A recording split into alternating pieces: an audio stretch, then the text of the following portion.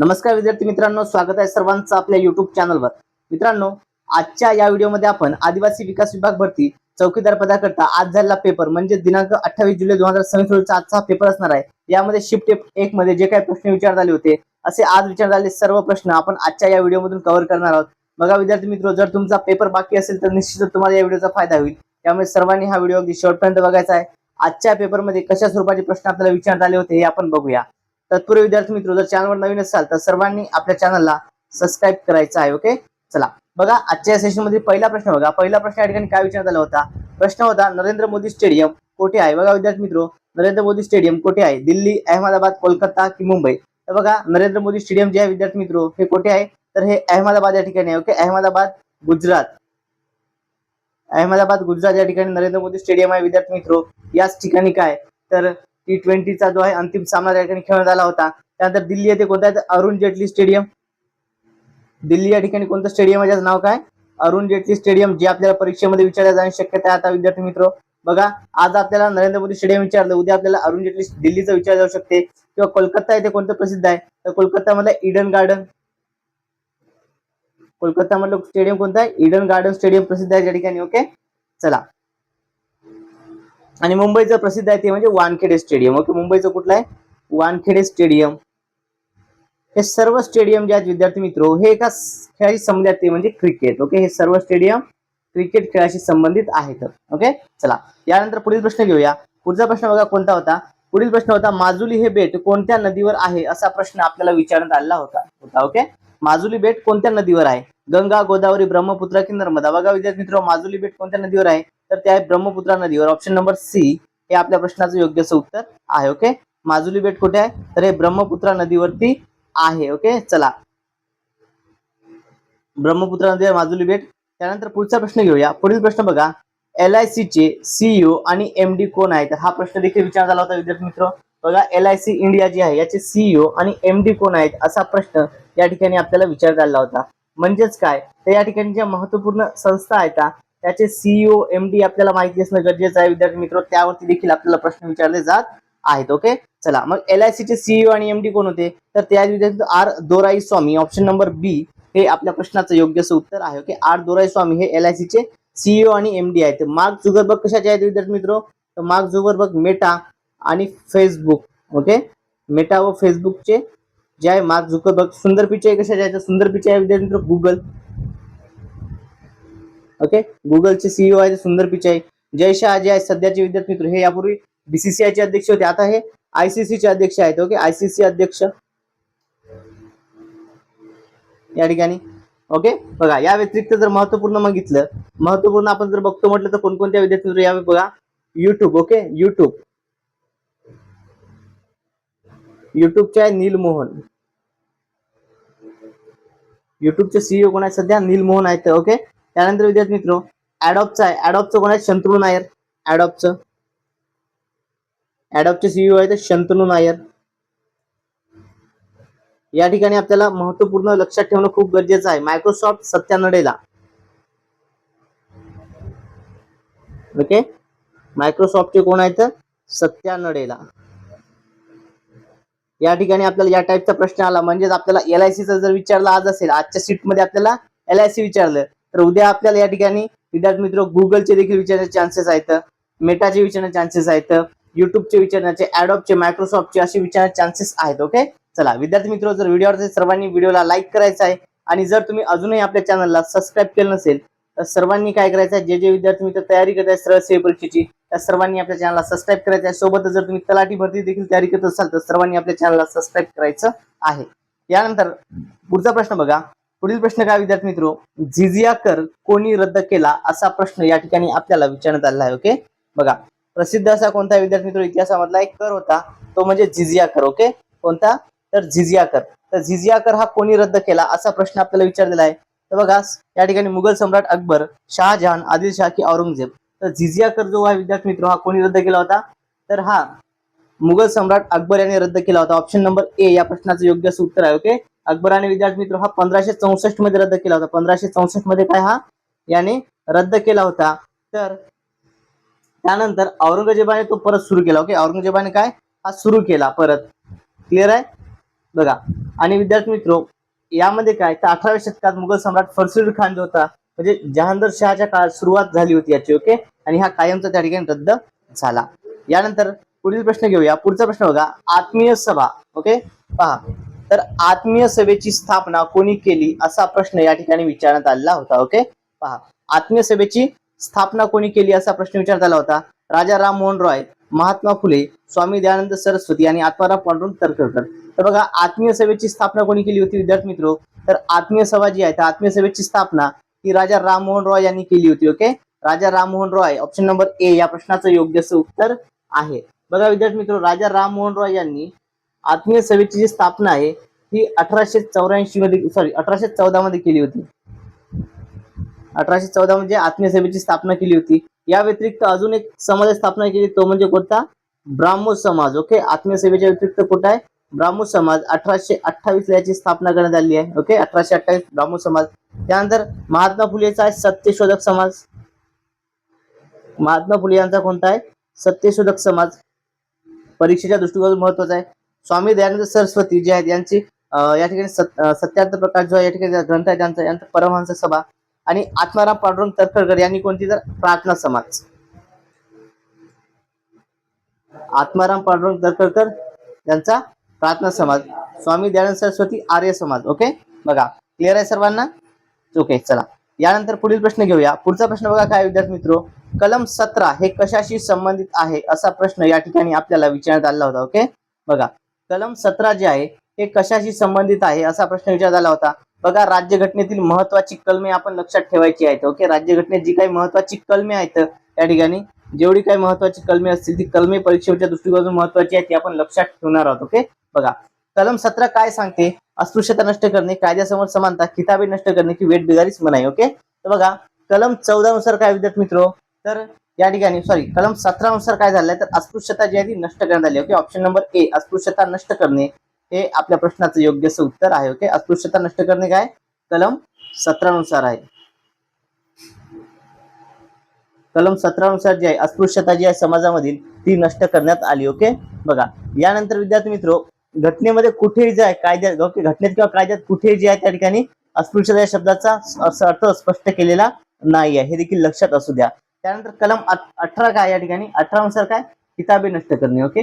कलम 18 काय या ठिकाणी सांगते, तर जे राजा, ओके, पहा विद्यार्थी मित्रो, किताबे नष्ट करण्यात आली. राजा राव बहादूर जी आहेत ती किताबे कलम 18 नुसार नष्ट करण्यात आली. त्यानंतर कायद्यापुढे समानता जी आहे, ओके, सर्व कायद्यापुढे समान आहे, तर ही कशात आहे, कलम 14 नुसार कायद्यापुढे समानता. ओके. यामध्ये काय, तर समान कायद्याचे समान संरक्षण असं आपण म्हणू शकतो. हे आपण युके कडून घेतलेलं आहे. ओके. ही एक संकल्पना जी आपण घेतलेली आहे. त्यानंतर विद्यार्थी मित्रो, पुढचं काय या ठिकाणी वेठ बिगारीस मनाई ही कोणत्या कलमानुसार सांगण्यात आलेली आहे, तर वेठ बिगारीस मनाई जी आहे विद्यार्थी मित्रो, ओके, म्हणजेच काय या ठिकाणी मानवांचा अव्यापार आणि वेठ बिगार यांना मनाई कलम 23 नुसार. ओके. कलम 23 नुसार, कलम 23 नुसार हे करण्यात आलेलं आहे. ओके. पहा, या संदर्भात महत्वाची कलमे आपण सांगितलेली आहे. या व्यतिरिक्त काय आहे विद्यार्थी मित्रो, तर अपराधांच्या दोष सिद्धतेबाबत संरक्षण देखील आहे कलम 20 नुसार. सर्व महत्वाची कलमे पाठ करून जायची आहे, तर परीक्षेमध्ये 100% यावरती प्रश्न याचे चान्सेस आहेत. ओके. चला, यानंतर पुढील प्रश्न बघा, वॉन दिवसची लढाई कोणत्या वर्षी झाली. बघा, प्रसिद्ध अशी वॉन दिवसची जी लढाई होती विद्यार्थी मित्रो, तर वॉन दिवसची लढाई ही कोणत्या वर्षी झाली असा प्रश्न या ठिकाणी आपल्याला विचारण्यात आलेला आहे. ओके. बघा, वॉन दिवसची लढाई ही इंग्रज आणि फ्रेंच यांच्यामध्ये झाली होती. कोणाकोणामध्ये, इंग्रज आणि फ्रेंच. ओके. ब्रिटिश आणि फ्रेंच यांच्यामध्ये ही लढाई झाली होती विद्यार्थी मित्रो. तर बघा, ही कधी झाली होती, तर 1670 मध्ये झाली होती. ओके. 1670 ऑप्शन नंबर ए या प्रश्नाचं योग्य उत्तर आहे. ओके. कधी झाली होती ही, 22 जानेवारी 1670 मध्ये ही लढाई झाली होती इंग्रज आणि फ्रेंच यांच्यात. इंग्रज आणि फ्रेंच यांच्यामध्ये ही लढाई झाली होती. ओके. बघा, आता इंग्रजाचं जे नेतृत्व आहे हे कोणी केलं होतं, इंग्रजाच्या बाजूने कोण लढलं, तर सर आयर कूट. ओके. सर आयर कूट होते. इंग्रजाच्या वतीने कोण होते, सर आयर कूट होते. आणि फ्रेंचच्याकडून कोण होते, फ्रेंचांचं नेतृत्व हे कॉमेट डी लॅली यांनी केलं होतं. कॉमेट डी लॅली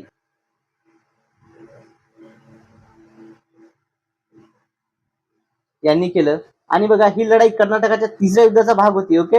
ही काय महत्व याचं, ही कर्नाटकचे तिसरे युद्ध होते याचा भाग होती. यामध्ये फ्रेंचचा पराभव झाला आणि ब्रिटिशांची सत्ता जी आहे ती भारतामध्ये मजबूत झाली. ओके, अशी प्रसिद्ध अशी काय वॉन दी वॉचची लढाई. बघा या लढाईवरती प्रश्न देखील आलेला आहे. या व्यतिरिक्त आता आपण लक्षात घेऊया पानिपतची लढाई देखील आपल्याला विचारण्याची शक्यता आहे विद्यार्थी मित्रो. महत्वपूर्ण लढाई या ठिकाणी करून जायच्या आहेत. ओके, बक्सरची युद्ध, प्लासीची लढाई यावरती देखील प्रश्न याचे चान्सेस आहेत. 1757 प्लासीची लढाई. ओके, चला यानंतर पुढचा प्रश्न बघा, ब्रिक्स शेर्पा परिषद कोठे झाली. ओके, ब्रिक्सची जी शेर्पा परिषद होती ती कोठे झाली. ब्राझील, नवी दिल्ली, शांघाय की दुबई. ओके, कोठे झाली विद्यार्थी मित्र ब्रिक्स शेर्पा परिषद, तर ती झाली आहे बघा नवी दिल्ली या ठिकाणी. ऑप्शन नंबर बी नवी दिल्ली हे आपल्या प्रश्नाचं योग्य असं उत्तर आहे. ओके, नवी दिल्ली या ठिकाणी जी आहे ती परिषद झाली. ओके, ब्रिक्सची शेर्पा परिषद जी आहे नवी दिल्ली या ठिकाणी झाली होती. ओके, बघा आता ब्रिक्स ज्या विद्यार्थी मित्र ब्रिक्सची कशी झाली होती, तर ही 9 ते 10 फेब्रुवारी दरम्यान. ओके, 9 ते 10 फेब्रुवारी 2026 मध्ये ही परिषद नवी दिल्ली येथे पार पडली. ओके, आणि भारताचे ब्रिक्स शेर्पा सुधाकर कोण होते या ठिकाणी, सचिव कोण होते, तर सुधाकर दलाला होते. कोण होते, भारताचे या ठिकाणी अध्यक्ष सुधाकर दलाला, हे देखील लक्षात द्या. अध्यक्ष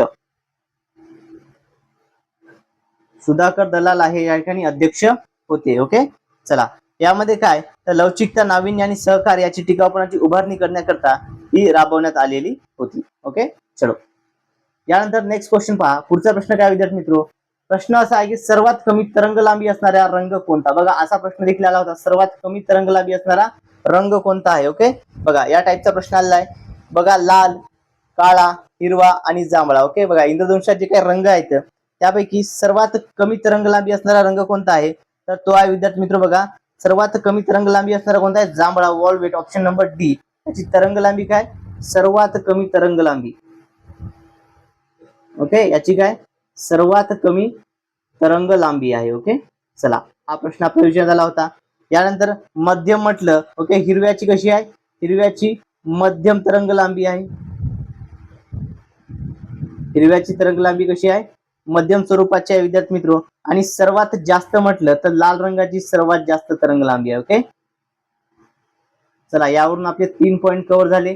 लक्षात असू द्या आपल्याला या ठिकाणी बघा, आज जर आपल्याला सर्वात कमी तरंग लांबी विचारली तर उद्या आपल्याला या ठिकाणी उद्याच्या पेपरमध्ये आपल्याला सर्वात जास्त तरंग लांबी असणारा रंग विचारण्याचे चान्सेस आहेत किंवा मध्यम स्वरूपाची विचारण्याचे चान्सेस आहेत. ओके, बघा आता या ठिकाणी बघा याची किती असते, सर्वात कमी आहे म्हणजे किती आहे, 380 ते 450 नॅनोमीटर आहे. ओके, किती आहे, 380 ते 450 नॅनोमीटर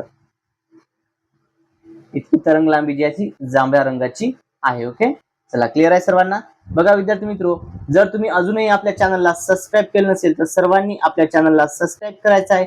आणि जर तुम्हाला ही पीडीएफ डाउनलोड करायची असेल तर पीडीएफ डाउनलोड करण्याकरता चॅनल सबस्क्राईब करून कमेंटमध्ये पीडीएफ मेसेज करायचा आहे, तुम्हाला लिंक त्या ठिकाणी सेंड करून जाईल, ही पीडीएफ तुम्हाला पाठवल्या जाईल. ओके, चला यानंतर पुढचा प्रश्न बघूया. पुढील प्रश्न बघा, प्रश्न काय, राष्ट्रपती पदाच्या निवडणुकीसाठी किमान वयोमर्यादा किती आहे. बघा राष्ट्रपती पदाची निवडणूक लढवण्याकरता जी किमान वयोमर्यादा आहे. ओके, किमान वयोमर्यादा किती आहे बघा, 25 वर्ष, 30 वर्ष, 35 वर्ष की 18 वर्ष. तर किमान वयोमर्यादा आहे विद्यार्थी मित्र ठिकाणी राष्ट्रपती पदाकरता. ओके, बघा आपल्याला परीक्षेच्या दृष्टिकोनातूनच प्रश्न बघायचे आहेत. जे जे परीक्षेमध्ये विचारलेले आहेत ते सर्व प्रश्न आपण घेत आहोत. आणि विद्यार्थी मित्र, जर तुमचा पेपर झाला असेल आणि तुम्हाला जर प्रश्न यापैकी काही जर अजून माहिती असतील तर ते प्रश्न तुम्ही मला कमेंट करून सांगायचे. ओके, बघा कमेंटमध्ये मला तुम्हाला जर पेपर झाला तर जे काही प्रश्न असतील तर ते प्रश्न विद्यार्थी मित्र तुम्ही कमेंट करून सांगायची आहेत. ओके, चला बघा, तर राष्ट्रपती पदाची किमान वयोमर्यादा किती आहे ते विद्यार्थी मित्र 35 वर्ष आहे. ऑप्शन नंबर सी हे आपल्या प्रश्नाचं योग्य असं उत्तर आहे. ओके, बघा 35 या ठिकाणी विद्यार्थी मित्र, या ठिकाणी राष्ट्रपती जे पद आहे या ठिकाणी कलम कोणता आहे, कोणत्या कलमानुसार आपल्याला कलम देखील लक्षात, कलम 58 नुसार काय आहे या ठिकाणी राष्ट्रपती पदाची ही आवश्यकता आहे. ओके, ही नमूद जी आहे या ठिकाणी वयाची जी अट आहे ही कुठे नमूद आहे, कलम 58 मध्ये सांगितलेली आहे. आणि राष्ट्रपती हे राज्याचे प्रमुख आणि भारतातील सशस्त्र दलांचे कमांडर असतात. सध्याचे राष्ट्रपती कोण आहेत, श्रीमती द्रौपदी मुर्मू. ओके, श्रीमती द्रौपदी मुर्मू या सध्याच्या आपल्या राष्ट्रपती आहेत. यानंतर पुढचा प्रश्न घेऊया. पुढील प्रश्न बघा विद्यार्थी मित्र, पुढचा प्रश्न काय, 1858च्या राणीच्या जाहीरनाम्यानुसार कोणत्या धोरणाचा अंत करण्यात आला. ओके, बघा राणीचा जाहीरनामा झाला, त्या धोरणानुसार कोणत्या धोरणाचा अंत झाला जाहीरनाम्यानुसार, साम्राज्यवादी, विस्तारवादी, वसाहतवादी की दहशतवादी. ओके, बघा 1858चा विद्यार्थी मित्र राणीचा जाहीरनामा या ठिकाणी विचारलेला. ओके, 1858चा राणीचा जाहीरनामा या संदर्भात प्रश्न आहे बघा या ठिकाणी या जाहीरनाम्यानुसार काय तर ब्रिटिशांच्या विस्तारवादी धोरणाचा जो आहे अंत करण्यात आला ओके बघा जे विस्तारवादी धोरण आहे त्याचा अंत करण्यात आला आणि हा जाहीरनामा कुठे वाचून दाखवला तर हा या ठिकाणी अलाहाबाद येथील दरबारात ओके अलाहाबाद दरबारात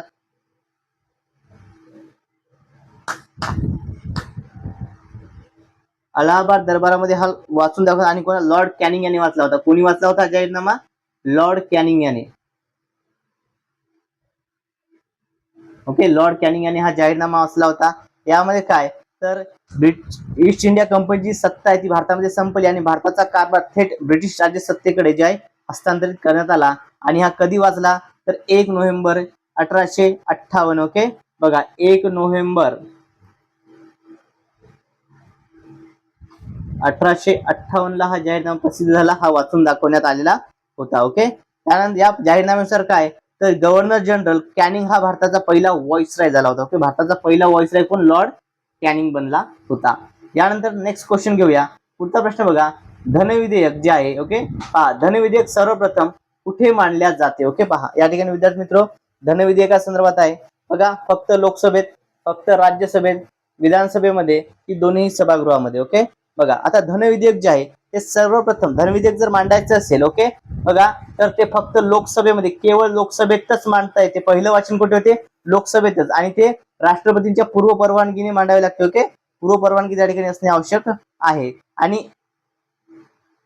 एखादे विधेयक हे धनविधेयक आहे किंवा नाही हे ठरवण्याचा अंतिम अधिकार हा लोकसभा अध्यक्षांकडे असतो ओके आणि बघा लोकसभेने मंजूर जर केलं तर ते मंजूर केल्यानंतर ते राज्यसभेला पाठवले जाते आणि राज्यसभेला हे विधेयक फेटाळण्याचा अधिकार नसून ते 14 दिवसाच्या आत शिफारसीसह किंवा शिफारसीशिवाय परत करावे लागते ओके बघा या ठिकाणी याचा नियम काय आहे धनविधेयक कलम कोणता आहे विद्यार्थी मित्र धनविधेयकाची कलम कोणती आहे हे देखील समजून घेऊया धनविधेयक कलम 110 नुसार ओके कलम 110 आहे धनविधेयकाची कलम घटनेमध्ये कोण सांगितले 110 हे लक्षात असू द्या ओके बघा धनविधेयकाची कलम काय विद्यार्थी मित्र 110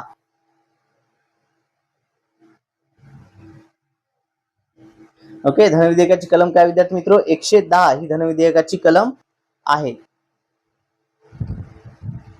यानंतर पुढचा प्रश्न घेऊया पुढचा प्रश्न बघा विद्यार्थी मित्र घटना समितीचे पहिले अधिवेशन कधी भरले ओके बघा घटना समितीचे पहिले अधिवेशन कधी भरले असा प्रश्न आपल्याला विचारलेला आहे ओके बघा ऑप्शन्स पहा या ठिकाणी 1946 1947 1948 की 1950 ओके बघा विद्यार्थी मित्र या ठिकाणी घटना समिती संदर्भात खूप महत्त्वपूर्ण प्रश्न विचारतात आपल्याला या ठिकाणी घटना समितीचे पहिले अधिवेशन ओके भारतीय राज्यघटनेची समिती होती त्याचं पहिलं अधिवेशन कधी भरलं असा प्रश्न जो आहे या ठिकाणी आपल्याला विचारण्यात आलेला होता ओके तर बघा घटना समितीचे जे पहिले अधिवेशन आहे हे 9 डिसेंबर कधी तर बघा 9 डिसेंबर 1946 ला भरले होते ओके बघा 1946 ला भरले होते विद्यार्थी मित्र 9 डिसेंबर 1946 ऑप्शन नंबर ए हे आपल्या प्रश्नाचं योग्य असं उत्तर आहे ओके घटना समितीचं पहिलं अधिवेशन हे 9 डिसेंबर 1946 ला भरलं होतं मग बघा या ठिकाणी विद्यार्थी मित्र घटना समितीचे अध्यक्ष कोण होते घटना समितीचे अध्यक्ष कोण होते तर ते होते डॉक्टर राजेंद्र प्रसाद कोण होते डॉक्टर राजेंद्र प्रसाद हे घटना समितीचे अध्यक्ष होते ओके पहा आणि उपाध्यक्ष कोण होते तर फ्रँक अँथनी ओके उपाध्यक्ष देखील समजून घेऊया घटना समितीचे उपाध्यक्ष कोण होते विद्यार्थी मित्र तर फ्रँक अँथनी जे आहे ते घटना समितीचे उपाध्यक्ष होते ओके त्यानंतर इतर ज्या सदस्य किती होते विद्यार्थी मित्र एकूण 211 सदस्य होते यामध्ये पहिल्या या अधिवेशनाच्या वेळेस ओके हे अधिवेशन कुठे भरलं होतं पहिलं अधिवेशन हे भरलं होतं विद्यार्थी मित्र दिल्ली येथे ओके कुठे भरलं होतं दिल्ली येथे आणि यामध्ये जे होते मुस्लिम लीगचे सदस्य जे होते गैरहजर होते यामध्ये किती सदस्य हजर होते म्हणजे एकूण तर फक्त 211 सदस्य जे आहे या पहिल्या अधिवेशनाला काय होते हजर होते ओके 211 सदस्य या पहिल्या अधिवेशनाला विद्यार्थी मित्र हजर होते आणि दिल्ली येथे सध्या सेंट्रल हॉल आहे तिथे त्या ठिकाणी हे भरले होते चला क्लिअर आहे सर्वांना विद्यार्थी मित्र जर स्पष्टीकरण आवडलं असेल तर सर्वांनी काय करायचं आहे सर्वांनी व्हिडिओला लाईक करायचं आहे आणि जर तुम्ही अजूनही आपल्या चॅनलला सबस्क्राईब केलं नसेल ओके तर सर्वांनी काय करायचं आहे सर्वांनी आपल्या चॅनलला सबस्क्राईब करायचं आहे. जे जे पहिल्यांदा व्हिडिओ बघत आहेत सर्वांनी आपल्या चॅनलला सबस्क्राईब करायचं आहे. आणि जर तुम्हाला ही पीडीएफ हवी असेल तर पीडीएफ मिळवण्याकरता चॅनल सबस्क्राईब करून कमेंटमध्ये पीडीएफ मेसेज करा. तुम्हाला लिंक त्या ठिकाणी मी सेंड करून देईल. ओके, बघा उद्या ज्यांचा पेपर आहे त्या सर्वांकरता हा व्हिडिओ महत्त्वाचा ठरणार आहे. आज ज्यांचा पेपर झाला असेल त्यांनी काही क्वेश्चन जे आहेत ते कमेंटच्या माध्यमातून सांगायची आहेत. ओके, चला यानंतर पुढचा प्रश्न घेऊया. पुढचा प्रश्न बघा विद्यार्थी मित्र काय आहे, सत्यार्थ प्रकाश हे पुस्तक कोणाचे आहे. ओके, बघा सत्यार्थ प्रकाश हे जे पुस्तक आहे ते पुस्तक कोणाचं आहे असा प्रश्न आपल्याला विचारलेला आहे. ऑप्शन बघा या ठिकाणी काय आहेत, गोपाळ हरी देशमुख, स्वामी दयानंद सरस्वती, लोकमान्य टिळक आणि डॉक्टर बाबासाहेब आंबेडकर. ओके, बघा विद्यार्थ्यांकडून जे काही आपल्याला प्रश्न प्राप्त झाले विद्यार्थी मित्र त्या ठिकाणी आपण ते प्रश्न घेत आहोत. ओके, आणि त्यानुसार आपण त्याचं उत्तर घेत आहोत आणि पर्याय जे आहेत आपण आपल्या मनाने त्या ठिकाणी घेत आहोत ज्याच्याकडून त्याची रिलेटेड बघा जो प्रश्न आहे त्या प्रश्नाची रिलेटेड दुसरा प्रश्न आपल्याला कसा येऊ शकतो त्या दृष्टिकोनातून आपण पर्याय घेऊन त्या ठिकाणी घेत आहोत. ओके, बघा मग सांगा सत्यार्थ प्रकाश हा ग्रंथ प्रसिद्ध ग्रंथ कोणाचा आहे, तर स्वामी दयानंद सरस्वती यांचा आहे. ऑप्शन नंबर बी स्वामी दयानंद सरस्वती हे आपल्या प्रश्नाचं योग्य असं उत्तर आहे. ओके, बघा यांनी हा ग्रंथ लिहिला हा 1875 मध्ये. ओके, कधी 1875 मध्ये. मूळ भाषा कोणती होती याची, मूळ कोणती आहे तर हिंदी भाषा होती. ओके, मूळ हिंदी भाषेमध्ये हा ग्रंथ लिहिला होता. यामध्ये वैदिक संस्कृती आणि सामाजिक सुधारणा, धार्मिक विचारांचे स्पष्टीकरण आणि तुलनात्मक अभ्यास यामध्ये देण्यात आलेला आहे. ओके, चला यानंतर लोकमान्य टिळकांचा कोणता आहे, यांचा आहे गीता रहस्य. लोकमान्य टिळकांचा कोणता आहे, गीता रहस्य. यानंतर पुढील प्रश्न घेऊया. पुढचा प्रश्न बघा विद्यार्थी मित्र, बलूत हे आत्मचरित्र कोणाचे आहे. बघा बलूत हे जे आत्मचरित्र आहे ते कोणाचे आहे असा प्रश्न आपल्याला विचारलेला आहे. तर बघा बलूत हे आत्मचरित्र कोणाचे आहे विद्यार्थी मित्र, तर हे दया पवार यांचं आहे. Option number A Daya Pawar हे आपल्या प्रश्नाचं योग्य असं उत्तर आहे. ओके, चला बघा विद्यार्थी मित्र अशा स्वरूपाचे प्रश्न आजच्या या सेशन मध्ये आपण घेतलेले आहेत. आजच्या जो या ठिकाणी आदिवासी विकास विभाग भरतीचा जो चौकीदार गट ड पदाकरता पेपर झाला होता त्यामधील काही शिफ्ट मधले हे प्रश्न आहेत विद्यार्थी मित्र. अजून काही प्रश्न बाकी असतील जे तुम्हाला आले असतील ते तुम्ही कमेंटद्वारे कळवायचे आहेत. ओके ओके पहा ते प्रश्न तुम्ही कळवायचे आहेत. आणि व्हिडिओ कसा वाटला कमेंटच्या माध्यमातून सांगायचा. जर तुमचा पेपर बाकी असेल तर सर्वांनी हा व्हिडिओ शेवटपर्यंत बघायचा आहे, व्हिडिओला शेअर करायचा आहे, लाईक करायचा आहे आणि सगळ्यात महत्त्वपूर्ण म्हणजे आपल्या चॅनलला सबस्क्राईब करायला विसरायचं नाही आहे. आणि पीडीएफ मिळवण्याकरता जर विद्यार्थी मित्र मेसेज करायचा तुम्हाला पीडीएफ त्या ठिकाणी सेंड करून दिल्या जाईल. ओके, चला मित्रांनो आजच्या या व्हिडिओमध्ये एवढंच. भेटूया आता पुढच्या व्हिडिओमध्ये. थँक्यू सो मच, धन्यवाद.